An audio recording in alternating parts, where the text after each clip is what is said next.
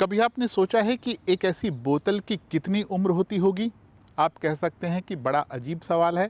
हाँ, सवाल तो थोड़ा अजीब है, लेकिन इसका जवाब आपको और भी अजीब लग सकता है। अगर हम ऐसी किसी बोतल को इस्तेमाल करने के बाद यूं ही फेंक दें, तो ये ऐसे ही पड़ी रहेगी सैकड़ों साल तक। WWF यानी वर्ल्ड वाइल्ड लाइफ फंड का कहना है कि ऐसी किसी बोतल को अगर हम फेंक दें तो उसे पूरी तरह विघटित होने में, यानी पूरी तरह से गलकर ज़मीन में मिलने में 450 साल लगेंगे। इसीलिए दुनिया प्लास्टिक के प्रदूषण से इतनी परेशान है। प्लास्टिक प्रदूषण की कीमत वो जीव भी चुका रहे हैं जिनका इससे कोई लेना देना नहीं है।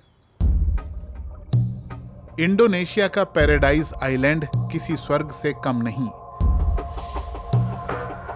यहाँ पानी के भीतर अद्भुत सुंदरता बिखरी हुई है। हालांकि इंसानों की बनाई ये एक चीज समुद्र की इस अनोखी दुनिया को तबाह करने पर तुली है।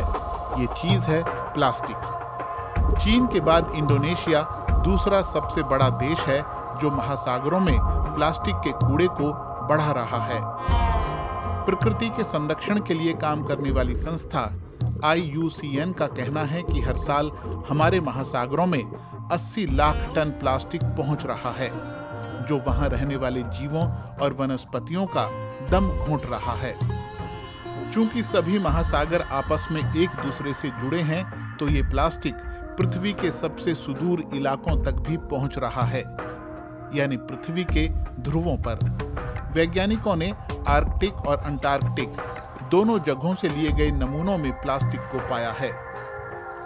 पृथ्वी के दक्षिणी ध्रुव यानी अंटार्कटिक पर, जहां ना तो इंसान रहते हैं और ना ही रह सकते हैं, वहां से लिए गए नमूनों में सामान ले जाने वाली प्लास्टिक की थैलियों और कार के टायरों तक के अवशेष मिले हैं। संयुक्त राष्ट्र की पर्यावरण एजेंसी का कहना है कि प्लास्टिक प्रदूषण तो मारियाना ट्रेंच तक भी पहुंच गया है, जो दुनिया भर में महासागरों का सबसे गहरा इलाका है। यह हिस्सा 11,000 मीटर से भी ज्यादा गहरा है और प्रशांत महासागर में पड़ता है।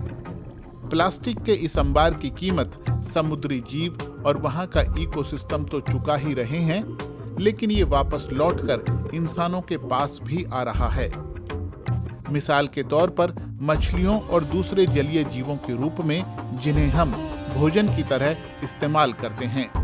अप्रैल 2018 में पर्यावरण संस्था ग्रीन पीस ने बताया कि हांगकांग में खाई जाने वाली 60% ग्रे मुलेट मछलियों में माइक्रो प्लास्टिक मिला है। इस तरह प्लास्टिक हमारे शरीर में जा रहा है, जो बहुत सी बीमारियों की वजह बन सकता है। इसका मतलब है हम प्लास्टिक प्रदूषण के जरिए महासागरों को ही नहीं, बल्कि अपने आप को भी नुकसान पहुंचा रहे हैं। वो कहते हैं ना कि आपका किया धरा लौटकर आपके ही पास आता है। बात सही भी है। अगर हमारे पर्यावरण में प्लास्टिक होगा तो वो किसी न किसी तरह से हमारी खाद्य श्रृंखला में शामिल होगा ही।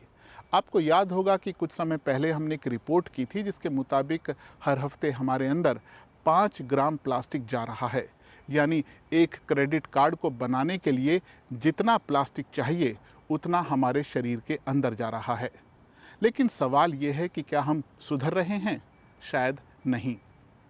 हर तरफ हमारे पर्यावरण को दूषित किया जा रहा है, हवा को जहरीला किया जा रहा है और अपने समंदरों और अपनी नदियों को तो जैसे हमने कूड़ेदान ही समझ लिया है।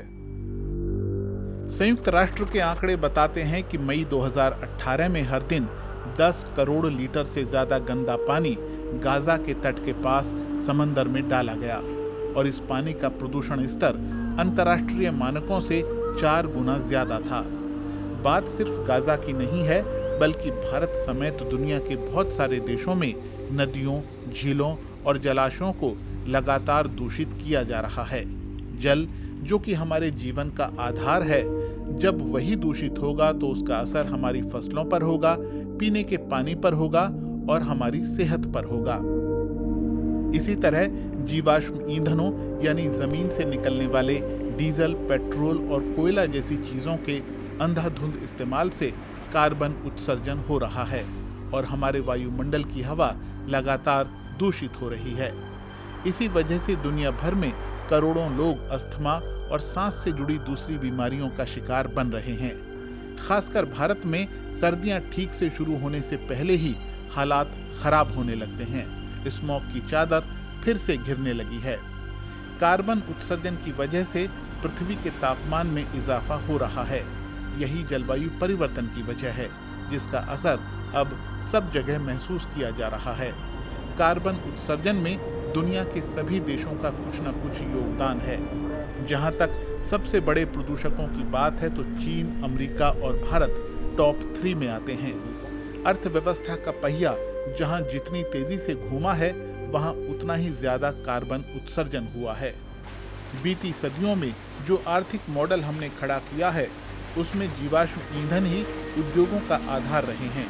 आगे भी ऊर्जा और बिजली की खपत घटेगी नहीं बल्कि बढ़ेगी। इसीलिए अब दुनिया भर में अक्षय ऊर्जा स्रोतों से बिजली बनाने पर जोर है, यानी सौर ऊर्जा, पवन ऊर्जा, बायोमास और हाइड्रो पावर जैसे स्रोतों से बिजली बनाई जा रही है। लेकिन पूरी तरह जीवाश्म ईंधनों से पीछा छुड़ाने में अभी काफी समय लग सकता है। प्रदूषण और इससे जुड़ी समस्याओं के बारे में आपने पहले भी जाना और सुना होगा, लेकिन इनका समाधान क्या है? समाधान है हम और आप। हम और आप यानी इस दुनिया में रहने वाले सारे लोग। अगर हम अपने आप को बदलें, मतलब जीवाश्म ईंधन ना जलाएं, प्रदूषण ना फैलाएं और प्लास्टिक का इस्तेमाल बंद कर दें और चीज़ों का सोच समझकर इस्तेमाल करें, तो ये दुनिया बेहतर हो सकती है। मज़े की बात यह है कि हो सकता है ये बातें आपने पहले भी हमसे सुनी हों, ज़रूर सुनी होंगी। अगर इन पर अमल कर रहे हैं तो बहुत अच्छी बात है, और अगर अमल अभी नहीं शुरू किया है तो आज ही शुरू कर दीजिए।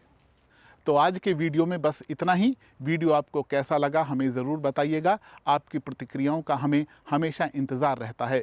वीडियो अगर आपको पसंद आया हो तो इसे अपने दोस्तों, रिश्तेदारों और साथियों तक भी पहुंचाइए। आपसे होगी जल्दी फिर मुलाकात। अपना ध्यान रखें। आपका बहुत बहुत धन्यवाद।